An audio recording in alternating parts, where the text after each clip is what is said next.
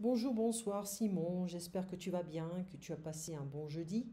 Nous sommes le jeudi 18 juin et c'est le soir. Voilà, donc nous avions fait la dernière fois un peu de Delphes, hein. Tu avais... Ah, tu m'avais dit j'ai décidé d'acheter. Ici, j'ai décidé d'acheter. On va corriger ça. Décider d'acheter un nouveau vélo, peut-être semi-professionnel. On a fait une balade à vélo, on a erré, voilà, et voilà. On avait parlé également de tes futurs cours d'italien, donc j'ai des trucs ici, on va voir un peu si ça va te plaire. On en parlera un peu la prochaine fois. Euh, Où je t'enverrai un email hein, avec les choses que je te propose. Et alors toi, ce qui t'intéresse, je commence à pratiquer maintenant, ok, c'est comprendre les bases grammaticales, mais aussi le vocabulaire, les expressions. Et voilà. Donc on avait fait un texte sur les portables. L'entrée de la classe, tricher aux examens avec les portables, je me concentre, ok. Donc exercice 3, DELF B2, compréhension écrite, page 2. Donc je t'ai demandé également de faire une production écrite DELF C1 et C2. Donc C2, ils n'ont pas donné beaucoup de choses dans ce site, mais il y a beaucoup d'éléments dans le C1 sur le site. À votre avis, un trop grand nombre de congés scolaires a-t-il des conséquences négatives sur l'apprentissage et l'enseignement? Vous écrivez un texte construit et cohérent sur le sujet, 250 mots minimum. Maintenant, de retour à notre B2, exercice 3. Attends.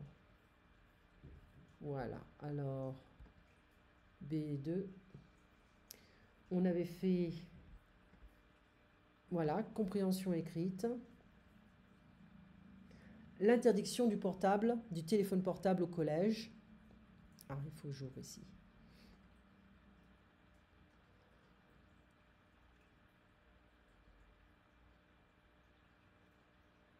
Ok. L'interdiction du téléphone portable au collège. Selon une étude, les élèves qui fréquentent des écoles où le téléphone est interdit ont de meilleurs résultats que les autres. Dernièrement, le ministre de l'Éducation nationale a souhaité durcir l'interdiction des téléphones portables au collège qui existe déjà, mais qui en pratique n'est pas suffisamment appliquée parce qu'aucune sanction n'est prévue. Donc ils interdisent les téléphones, mais si tu en as un, il n'y a pas de problème. Ils n'ont pas de sanction, pas de punition. On semble oublier que le personnel en milieu scolaire applique déjà cette mesure, comme le rappelle Lisiane Gervais, secrétaire nationale du SNPDEN, UNSA. Eh bien, dans 97% des collèges, l'utilisation du portable est interdite. Cela fonctionne plus ou moins bien. Si un élève utilise son téléphone ou s'il sonne en cours, l'appareil est confisqué et remis aux parents. Elle ajoute qu'une interdiction totale est impossible à gérer. Quand on est sur le terrain, on s'en rend bien compte. De plus, ces élèves ont des téléphones portables au collège car ils sont équipés par leurs parents qui veulent pouvoir joindre leur enfant après la classe. Parce que ça les rassure. Selon le responsable d'une fédération de parents d'élèves, il y aurait autant de parents favorables à l'interdiction des téléphones portables qu'à leur autorisation. C'est pourquoi les modalités de cette interdiction doivent être discutées avec les familles. Catherine Bekti, secrétaire générale du CGNSFDT, ça c'est un syndicat, juge cette nouvelle interdiction inutile. Bon, elle est un peu coconne aussi, hein, celle-là. Ajouter de l'interdiction à l'interdiction ne dit pas comment on règle le problème. Tous les collèges ne sont pas équipés de casiers. Ça, c'est vraiment des cons, hein. Ce sont des gens qui vont à l'école, dans des écoles d'élite, et qui sont pas capables. Ils ont été déconnectés de l'être humain pendant tellement longtemps qu'ils ne savent même pas comment un être humain fonctionne. C'est quand même incroyable. Voilà. Alors, les collèges ne sont pas équipés de casiers. Cela nécessite des équipements et suffisamment de place. L'autre élément est que certains enseignants développent un usage pédagogique des outils numériques. Un autre inconvénient à cette interdiction est le risque de priver les adolescents d'un apprentissage sur l'utilisation raisonnée d'Internet à des réseaux sociaux. Les enseignants font réfléchir leurs élèves quant à leur utilisation du numérique. aux conséquences de ce qu'ils y écrivent, au droit à l'image et au respect de l'autre.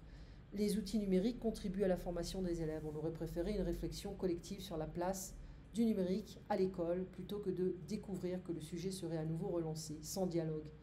Le ministère devrait ouvrir les débats à tous les acteurs de l'école. Pour certains enseignants, le débat dépasse celui de l'école. Je parle des écrans avec les ados, je valorise la lecture des livres. Mais le véritable problème, c'est que c'est ce qui se passe à la maison, s'inquiète Jean-Thomas Giovannoni, professeur d'anglais qui a lui-même grandi sans télévision. Il faut que les parents apprennent à leurs enfants à garder une distance avec les écrans. Je lis vite parce qu'on l'a lu plusieurs fois.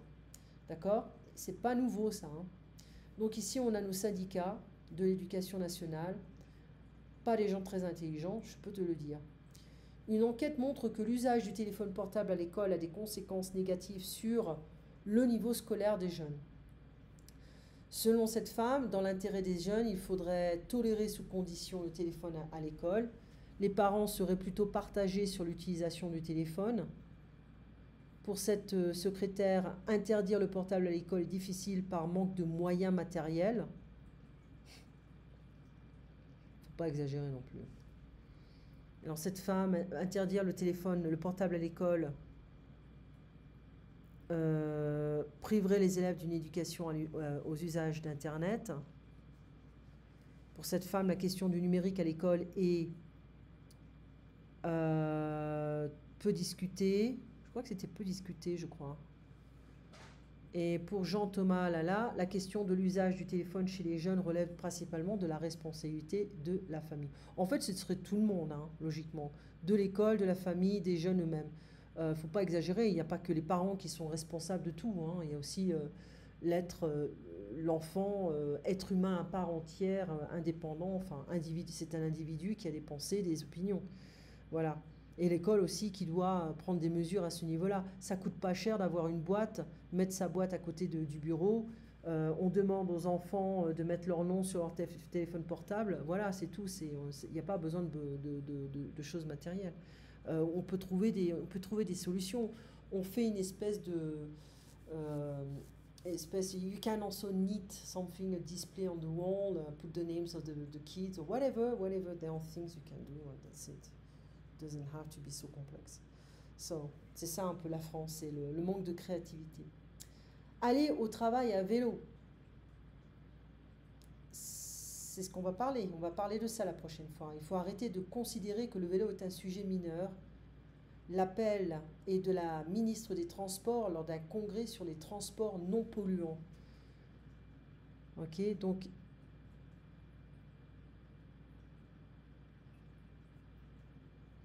voilà, donc on doit, je ne vais pas tout lire non plus, mais c'est vrai qu'on essaie d'encourager les gens à utiliser plus de vélos, surtout dans les grandes villes. Okay, donc l'indemnité kilométrique pour le vélo est financée par les entreprises. L'indemnité offerte aux usagers du vélo va donner au vélo une place comparable aux autres modes d'emploi, ou alors même aussi, on pourrait dire, réduire considérablement l'utilisation des autres modes. Non, pas vraiment. C'est une place comparable. Voilà, le vélo est négligé quand même. L'indemnité kilométrique pour le vélo est encore peu pratiquée car elle est peu connue. Hein, c'est pas très bien connu en fait. Mais bon, dans les entreprises qui la mettent en place, l'indemnité kilométrique pour le vélo a des effets. Bon, faut revoir un peu le texte, j'ai un peu oublié, hein, pour être honnête. Mais c'est vrai que on voit aussi l'inspiration de grandes villes américaines qui vont inspirer des villes françaises, surtout la ville de Paris, qui est plus ouverte internationalement que les autres villes. Et on peut voir que le vélo est utilisé dans les grandes villes pour aller plus vite, c'est plus pratique, c'est moins polluant, c'est moins cher. D'accord, on utilise la force de nos jambes pour avancer. C'est vrai qu'il y a un peu cet effet de vouloir épargner, économiser de l'argent. D'accord, donc c'est bien la voiture, c'est bien les transports à moteur, mais à Paris, ce qui est bien, c'est le vélo et le Vespa, le scooter, qui est très très très commun. Mais il y a des problèmes avec les assurances parce que quand on veut assurer, assurer un scooter, ça coûte très très cher parce qu'ils sont souvent volés, surtout à Paris. Mais bon, on a l'exercice numéro 3 avec des petits paragraphes. Voilà, ici, ça serait sympa de le faire. On a les opinions de 3 personnes sur le sujet adaptation de livres au cinéma pour ou contre. Ah ah, ça on va le faire, d'accord? Donc ça c'est la compréhension écrite. Ok, je vais l'écrire. Hein. Bonsoir Simon. Demain nous allons faire compréhension écrite B2. Troisième exercice, absolument. D'accord? Et en plus de ça, eh bien monsieur, tu passes une très bonne soirée. On se voit donc demain matin à 8 h. Bonne nuit et à demain.